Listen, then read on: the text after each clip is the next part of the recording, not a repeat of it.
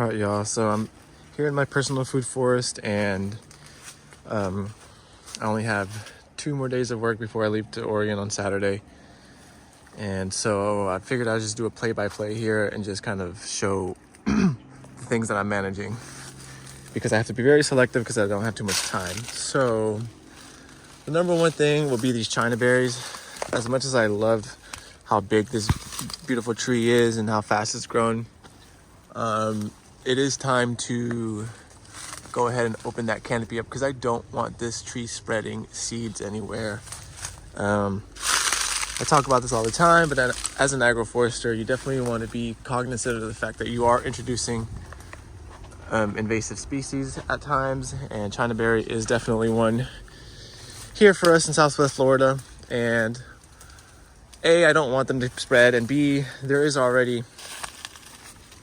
a lot of trees underneath that are fully formed. You know, this is no irrigation system here at my place, so there's already a lot of trees underneath it that are fully formed and ready to go, and trees that I want to have in the future, so, such as either this mango, more importantly this jackfruit. I actually really like, I really want to have a lot of jackfruit. So, but there's also mountain soursop in case the jackfruit doesn't grow for whatever reason. And then of course the final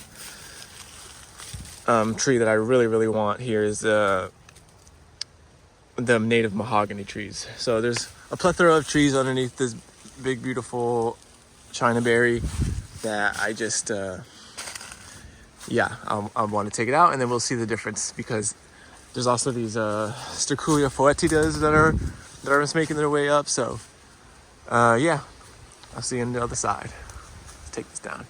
All right, that China berry is down. I just used my chainsaw. It was a little Chinese clone saw, and I just figured I just fell it. If it was like very tricky, very tight spacing, and I have like a lot of high value trees, I would have climbed up got a ladder and like climbed up in the canopy and took down the weight first, all the foliage and stuff, and then felled just the trunk. But I just went ahead and I don't really have a lot of crazy interesting high value things on this property. But yeah, so I knew it wasn't going to reach the fence, so I kind of just felled it in this direction and used these cabbage palms to break the fall. See, I kind of look at all the biomass here, big, beautiful, amazing green leaves from the China berry. I love that tree. Got a little bit of a casualty here with this banana, and kind of almost took this pineapple out, and this one. But just skipped it. It was just some of these bananas that are honestly not really doing much. So yeah, that's kind of the opening that I'm left with here. So now this big beautiful, this was the tree I wanted all along, the Sterculia foetida, and this is gonna have now open space, and so is the native slash pine up there as well. Sorry, that sun is intense. Native slash pine has the could reclaim that area, and so this Sterculia foetida has a lot more space as well, and this banana consequently could kind of pick up some steam again, and this whatchamacallit, mountain soursop could pick up, and everything over there could get some sunlight as well. And again, I got a mango right here. I have the jackfruit and some other stuff, so I'll probably end up cutting it lower just so that when it comes up again, it'll have a lot less sunlight and it won't grow as good. So I'm at this point I am trying to get rid of the tree. What's this? I think this is somewhat of a rare tree. This might be the Maya nut. I'm not sure. And then so there's another. Yeah, so the Corymbia torrellianas are probably going to stay for the most part. They do produce seeds, but the seeds are so tiny that I think they're only carried by by bees and other insects, and I haven't really seen them spread too much. They're not as high of a risk compared to China berry here. So this is another China berry. This will be the next one I take down. This one is pretty light canopy because I had already pruned it. So this is gonna be a pretty easy one. And there is a Barbados cherry right under it that would definitely appreciate the sunlight that's getting blocked. Honestly, that corymbia is blocking more of the sunlight than this, but it's okay. So the next tree to be felled would be this one, but I don't know. I kind of feel a little bit relieved that I got that tree down so I could kind of just show a little bit. This is my property, and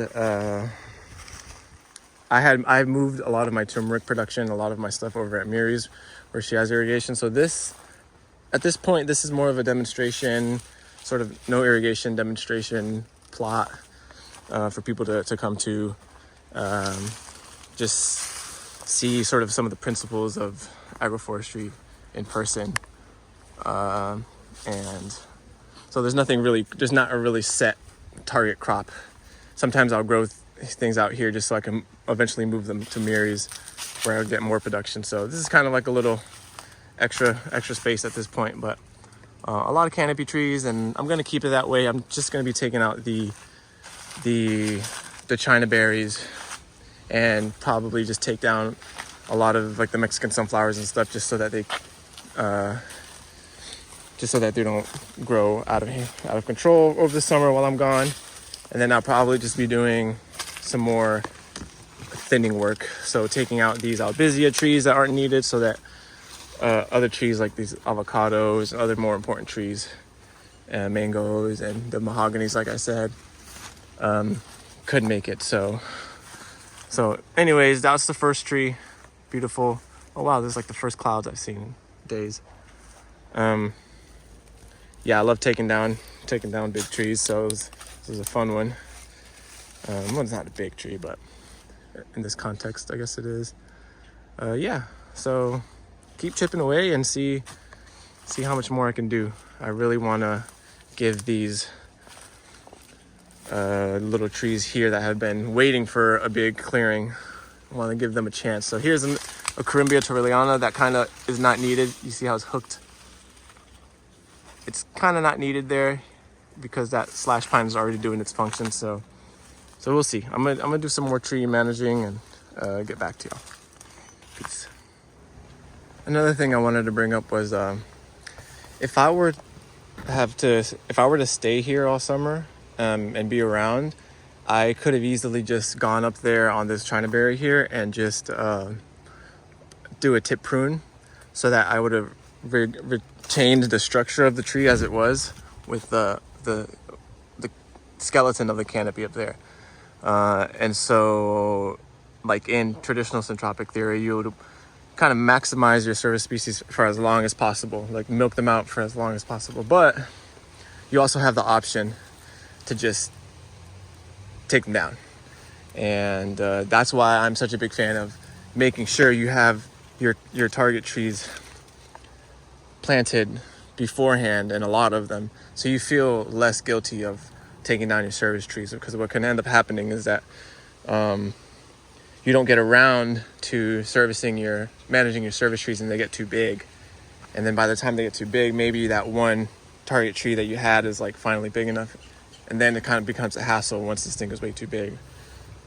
So the more you seed potential like cool trees around your target tree, around your service trees, then it makes it so much easier to be like, all right, well, this thing's done. Like, I don't need this anymore. And but like I said, if I were to have been staying here all year long and managing all the time, then yeah, I would have probably just kept the structure up there and kept milking out that biomass for a couple more cycles until it really, really had to go, when there was like no more space for it anymore. Because look, there's plenty of sunshine still on that western side. So this is because I chose to terminate it early. And sometimes that's the better option. I don't need the biomass per se because I did put a lot of mulch here a couple years ago. So it's already pretty stocked up. Another thing is that this is probably one that I'm going to take down as well, this Corymbia here. It's way too close to this fence and it's kind of leaning that way, so it's just something that I want to show because I'm really trying to protect this fence line as much as possible. Oh, but here's a nice little glimpse of where the tree used to be. So yeah, just that little sort of, everybody's context is different, and it's up to you to make that call. Whether you want to keep milking out your service trees, or if you just want to cash out or whatever, and just get your money's worth for what it was, and then everything else could kind of just you don't have to worry about this growing again up there and then having to go back up there and take it down. So yeah, that's just something to consider. All right, so I did a little bit more managing. This China berry that was next to this Barbados cherry is down, and I've got the logs down so that this canistel can have the chance to come up, and that this Barbados cherry can have some more sunlight. If I get around to it, then maybe I'll top this Corymbia. Since it's not close to the fence, I do want to utilize and milk this biomass producing tree for as long as possible. But this is the foliage for the China berry, the second one here, and that's that. Nice dappled shade in here still. I've got another one to do there. But I also did a lot of work here on this section where I'm going to save this China berry log. This was the biggest one and close to the base, so we'll see if I'm going to let it dry and split it open in a few months and see what kind of grain it looks like in there, see if it's cool looking. If not, I'll just use it for firewood. But yeah, so I did some more thinning in this section where the big China berry was. And I took out some trees that I really didn't want, and now you can see the trees that I actually do want a little better. Look at all the biomass in the ground. So there's those jackfruits, mahogany, and there was mountain soursop, but we have so much mountain soursop at Mary's, I'm not really prioritizing mountain soursop for this property. So yeah, the main trees are here, and some of the old service trees, actually I still have to do some more thinning so that just the important trees stay. And I also took down that Corymbia that was over here, that was close to the fence, and utilized the biomass for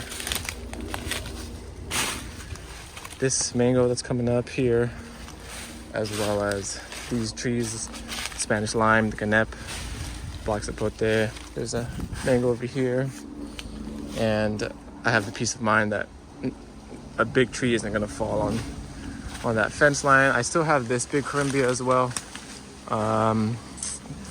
that I may get up on a ladder and tip up there.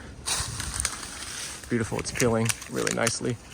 But I could wait another year as well, because it looks like a sturdy tree, and it might not go over here. But I do have this ice cream bean, which I have had trouble with in the past on this property because of the fact that there's no irrigation, but it seems to be doing okay. It seems to have gotten its legs underneath it.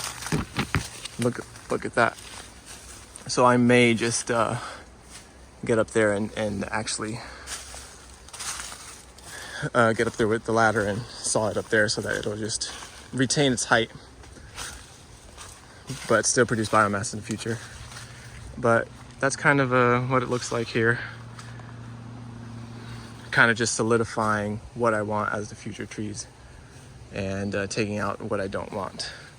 Because once the summer rains come, man, the trees are gonna grow. So yeah, you can see just a lot of, this was a Royal Poinciana. This one here was another China berry. So all these service species are no longer needed. Got tons of biomass now, and a nice big patch of sunlight coming in from the western side for the summer times when we can get a little bit cloudy days, hot, humid, stagnant days. Yeah, so that's it so far. just trying to be one step ahead of the management. I don't want to open up too much though as well, because I'm not going to be here. What oftentimes happens if you take down all these eucalyptus trees, you know, it's advised in Centropic to do one big growth pulse, you know, and take down or pollard these trees all at the same time, so you have a huge influx of light. But what ends up happening is you have a big influx of weeds as well, because of all that new light that's coming in. Since I won't be here during the summer, I don't want an influx of weeds. I'd rather take some of my target trees struggling a little bit because there's too much shade than come back to a freaking huge mess of sun-loving weeds that come in because I took down a whole bunch all at once. So that's another thing to consider. So we'll see what else I can get done today, and I'll just keep updating.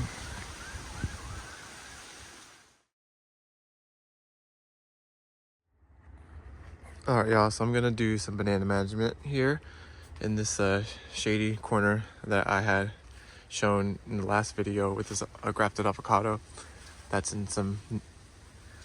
it's in need of some clearing around it. So I'm going to be handling this banana clump, this banana clump, this one right here, this one, so that you'll be able to see the main elements of the tamarind and the avocado. And so yeah, I think it'll be a good little before and after, because it's always super satisfying to see a slightly congested area like this turn into a cleared out area. So yeah, let's get to it, and I'll see you on the other side. This will be a pretty quick video.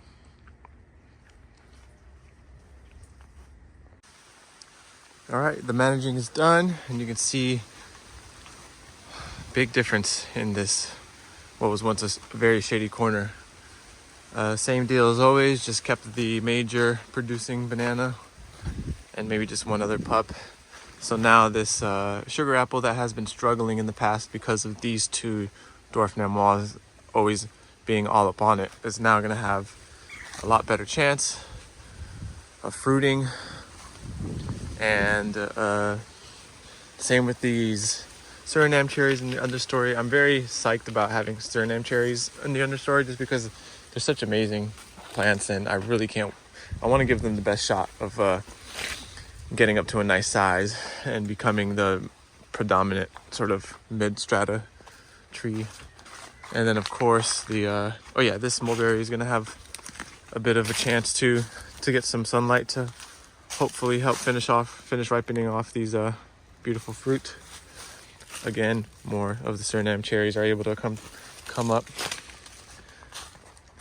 It's a nice angle of the sun right now, so yeah. And then you can see here the grafted or air layered avocado now has a lot less competition on it, but we're still able to squeeze in some bananas around it because it's not directly in its way. So we still got some banana production, and now this tamarind is freed up, but we definitely thinned it hard. And of course all the biomass in the ground is helping to retain that moisture, because it is peak of the dry season. Doesn't matter much here on this property because of the irrigation, but still helps having all that banana biomass on the ground. So yeah, I think that's a good little microcosm of the type of managing we're doing here at Muri's. Yeah, on a big scale, this is the ideal result. Nice spaced out bananas and nice and open, clear target trees. Beautiful, beautiful banana flower pushing.